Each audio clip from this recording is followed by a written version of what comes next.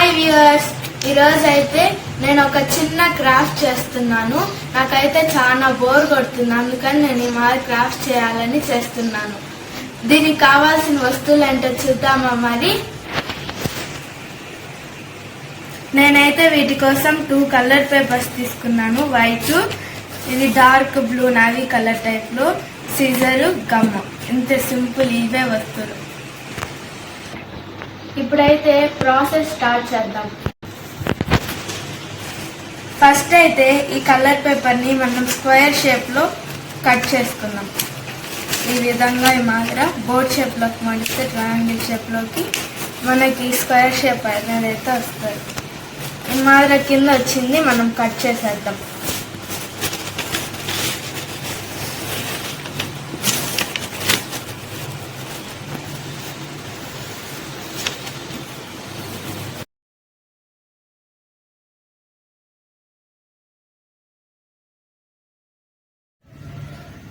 ఈ విధంగా అయితే కింద పార్ట్ ని మనం కట్ చేసుకుందాం.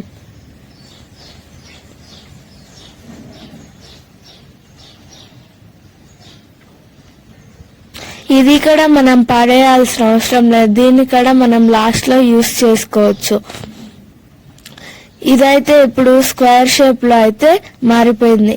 ఇప్పుడు మనం దీన్ని ఫోల్డ్ చేసుకుందాం. ఈ విధంగా అయితే నేను ఫోల్డ్ చేసుకుంటున్నాను.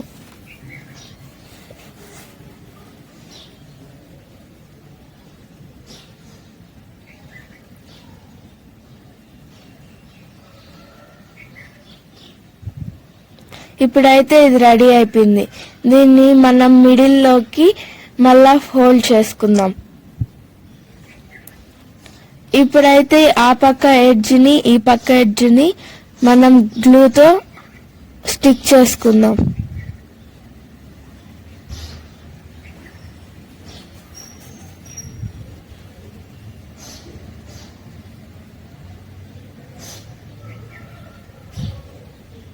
ఈ విధంగా అయితే నేను స్టిక్ చేసుకున్నాను. ఇదే విధంగా మనం వైట్ పేపర్ని కూడా రెడీ చేసుకుందాం. ఫస్ట్ అయితే నేను అదే మాదిరిగా వైట్ పేపర్ తీసుకొని దాన్ని స్క్వేర్ షేప్లోకి అయితే కట్ చేసుకుంటున్నాను. దీనికి కూడా కింద పార్ట్ అయితే పడేయాల్సిన అవసరం లేదు, దీన్ని కూడా లాస్ట్ లో యూస్ చేసుకోవచ్చు.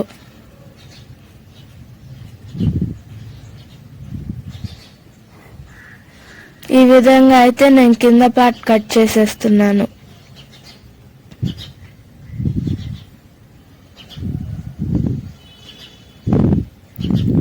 ఇప్పుడైతే మనకి స్క్వేర్ షేప్ అనేది రెడీ అయిపోయింది.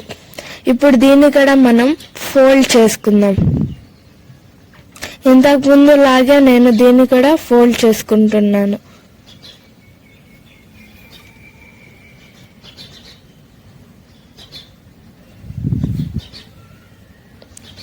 ఇప్పుడైతే ఇది రెడీ. ఇంతకు ముందు దానిలాగే దీన్ని మిడిల్లోకి ఫోల్డ్ చేసుకుందాం. నేనైతే ముందు ఈజీగా ఉంటుందని గమ్ము స్టిక్ చేసేసి తర్వాత నేను ఫోల్డ్ చేసుకున్నాను. ఇప్పుడైతే మనకు కష్టం కూడా అవసరం లేదు. ఇప్పుడు ఈ రెండింటిని స్టిక్ చేసుకుందాం. వైట్ కలర్ పేపర్ ఎడ్జ్ ని నావీ బ్లూ కలర్ కి స్టిక్ చేస్తున్నాను. ఈ విధంగా రెండింటిని అయితే వాటి ఎడ్జెస్ తో స్టిక్ చేసేస్తున్నా. ఈ విధంగా చూపించిన సర్కిల్ షేప్ అనేది వస్తుంది మనం రెండింటిని స్టిక్ చేస్తే.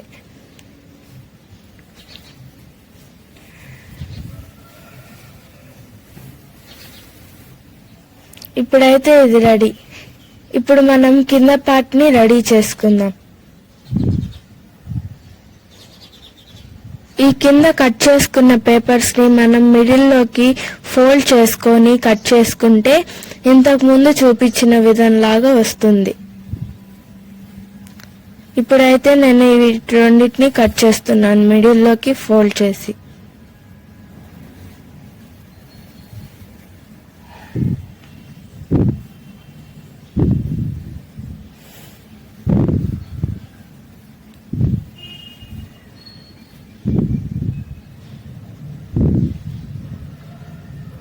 ఈ విధంగా అయితే నేను కట్ చేసుకున్నాను. ఇప్పుడైతే నేను వైట్ పేపర్ని ఫోల్డ్ చేసుకుంటున్నాను. ఈ విధంగా చూపించిన విధంగా అయితే నేను ఫోల్డ్ చేసేసుకుంటున్నాను. ఇప్పుడు అదే విధంగా నేను నావీ బ్లూ కలర్ని కూడా ఫోల్డ్ చేసుకుంటున్నాను.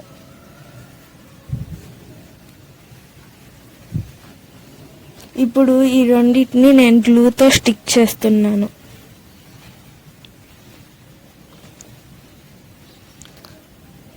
ఇప్పుడైతే దీన్ని మిడిల్లోకి ఫోల్డ్ చేసుకొని గ్లూతో పర్పుల్ నావీ కలర్ ఎడ్జ్ని స్టిక్ చేస్తున్నాను.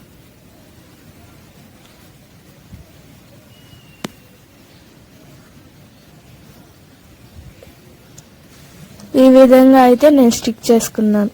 ఇదే విధంగా మనం మిగిలిన వైట్ కలర్ని నావీ కలర్ని ఫోల్డ్ చేసుకుందాం. ఫస్ట్ అయితే నేను వైట్ కలర్ని ఫోల్డ్ చేసుకుంటున్నాను. ఇంతకుముందు చూపించిన విధంగా అయితే నేను రెండింటిని జాయిన్ చేయడం లేదు, విడివిడిగానే వదిలేస్తున్నాను. ఇప్పుడైతే నేను ఫోల్డ్ చేసుకుంటున్నాను.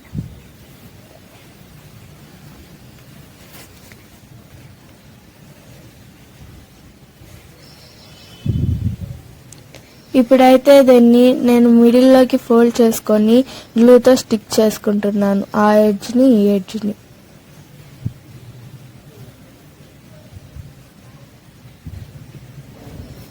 ఈ విధంగా అయితే నేను స్టిక్ చేసుకున్నాను. అదే నెక్స్ట్ నావీ బ్లూ కలర్ని కూడా అదే విధంగా ఫోల్డ్ చేసుకొని స్టిక్ చేసుకుందాం.